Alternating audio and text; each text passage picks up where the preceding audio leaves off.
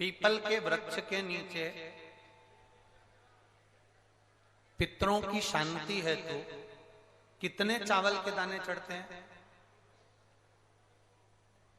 अगर कोई ब्राह्मण ने कह दिया तुम्हारे यहाँ पितृ दोष है, 1 रुपया कमाते हो, 1.25 रुपये खर्च होता है, तुम्हारे पास में पैसा टिकता नहीं, तुम्हारे यहाँ पितरों का दोष है, तो तुम एक चावल का दाना अगर आप कहे कि पीपल के वृक्ष के नीचे दिया लगाओ, पीपल के वृक्ष के नीचे आप जल चढ़ाओ, या महादेव के मंदिर में 1 लोटा जल चढ़ाओ, तो हम कहते हैं ना कि प्रदोष के दिन बेलपत्री का वृक्ष, पीपल का वृक्ष, आंवले का वृक्ष, बड़ का वृक्ष या शंकर का शिवालय, फिर से सुन लेना, पीपल का वृक्ष, बेलपत्र का वृक्ष, आंवले का वृक्ष, बट का वृक्ष या फिर शंकर का, जम के बोलो, शिवालय। शिवालय का मतलब शंकर का मंदिर या शिव।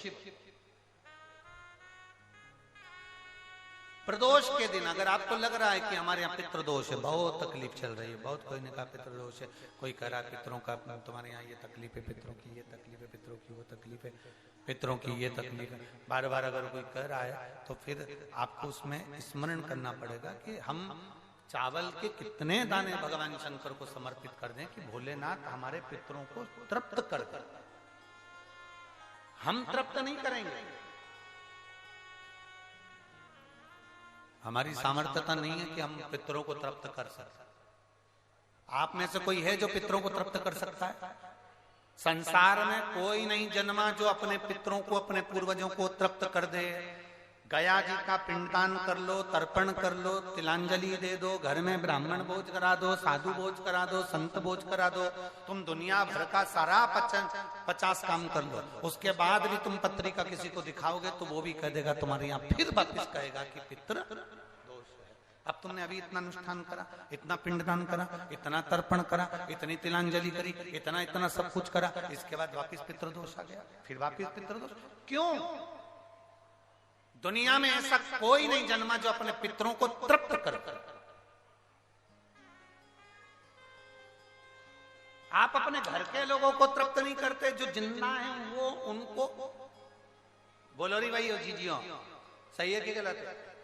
जो जिंदा हैं, माँ बाप अपने बेटे के लिए कितना भी कर ले, कितना भी, आखिरी में एक दिन बेटा कह देता तुमने हमारे लिए क्या करा।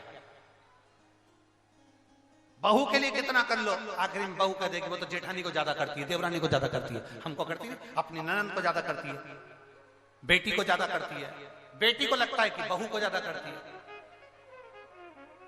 दामाद को लगता है बेटी को ज्यादा करती है, नाती पंती सबको कितना भी कर लो, तुम अपने अड़ोसी पड़ोसी तुम्हारे रिश्तेदारों को तुम कितना भी दे लो, कितना भी कर लो, पर जब ये तृप्त नहीं हुए तो वो बोलो तो कैसे हो जाएगा? अपनी सामर्थ्यता है, अपनी सामर्थ्यता है कि अपन तृप्त कर ले उनको?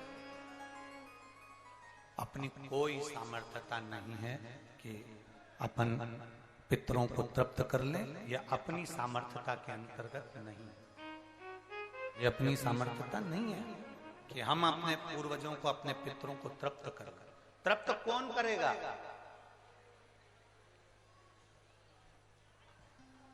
जिनकी शरण में पितृ है। वास्तु के देवता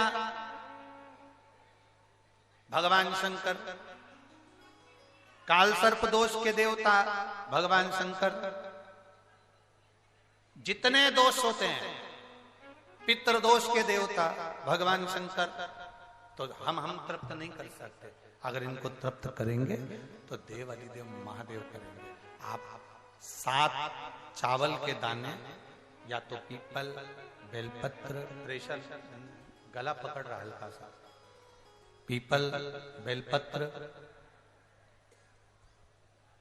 आंवला, बटवृक्ष या फिर शिवालय, प्रदोष के दिन 7 चावल के दाने आप इन जगह में से कहीं पर भी अगर आप समर्पित कर देते हैं तो उसके बाद आप जो जिंदगी जी रहे हैं और 3 महीने फिर आप अंदाजा लगा कर देखना कि आपने जो 7 चावल के दाने इन स्थान पर अगर आपने समर्पित करे तो उसका फल पितरों को मिला कि नहीं मिला, और उसका फल हमें प्राप्त हुआ क्या।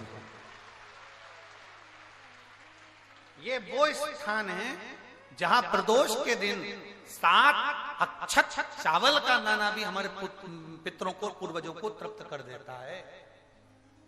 कौन कौन सा स्थान वापिस बोलेंगे सभी लोग? पहला पीपल, दूसरा बेलपत्र, तीसरा आंवला, चौथा बटवृक्ष और 5वां शिवालय, शंकर भगवान का स्थान।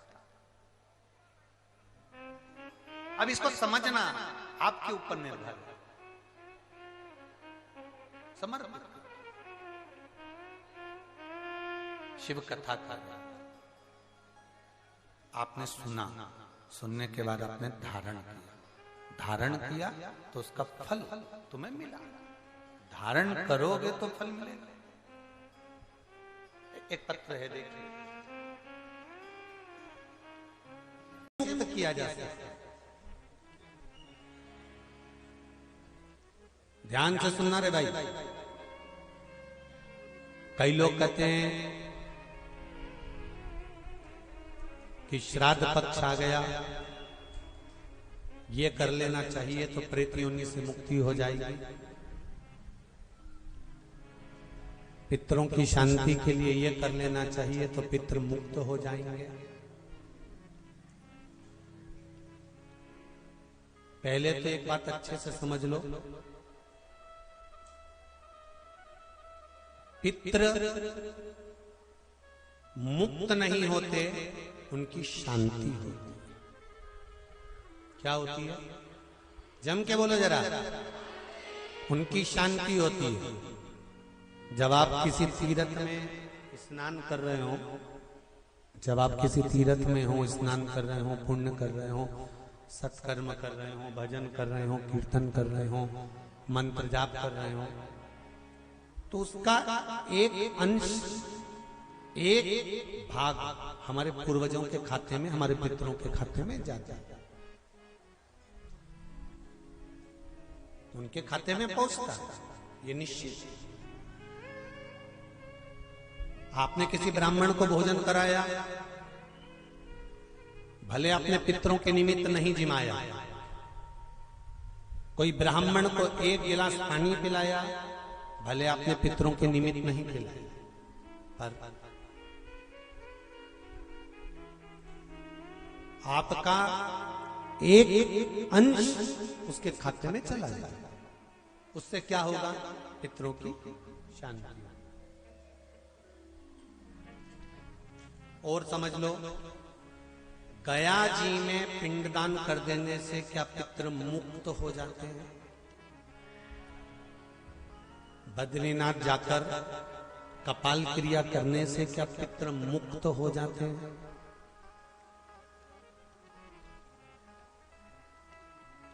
भाई,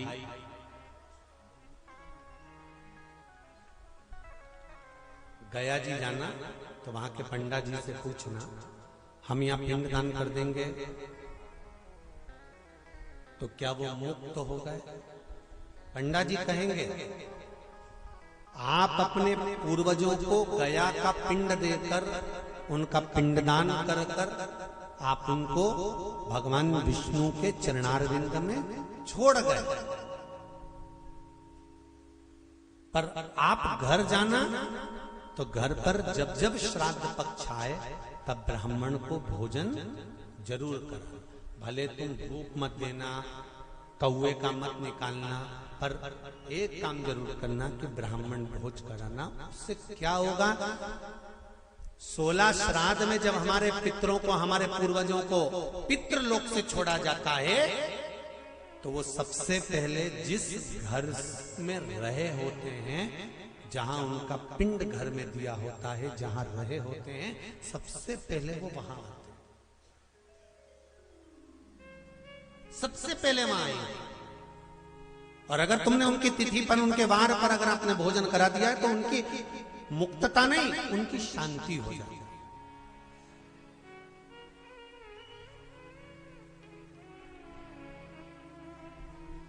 पितरों की मुक्ति कैसे, उनकी मुक्तता कैसे, प्रेत योनि की मुक्तता कैसे? तो कहा जैसे भगवान का नाम लेने वाला व्यक्ति दूसरा जन्म नहीं पाता, उसी तरह भगवान का जो भजन करते हैं, कीर्तन करते हैं, मंत्र जाप करते हैं, या शिव महापुराण की कथा, राम कथा, भागवत कथा, विष्णु पुराण आदि आदि जितनी भी पुराण हम श्रवण करते हैं, हमारे श्रवण करने का एक भाग हमारे पितरों के खाते में जाता है, तो उस कथा के फल से उनकी मुक्ति हो जाती है, उनकी कथा के फल से मुक्तता। प्रेत योनि से मुक्त हो गया धुंधकारी, बिंदुक प्रेत योनि से मुक्त हो गया। काय से हुआ? शंकर का स्मरण, शिव महापुराण की कथा का रसतत्व ग्रहण करना, राम कथा, भागवत कथा का मात्र स्मरण करना, उससे मुक्तता।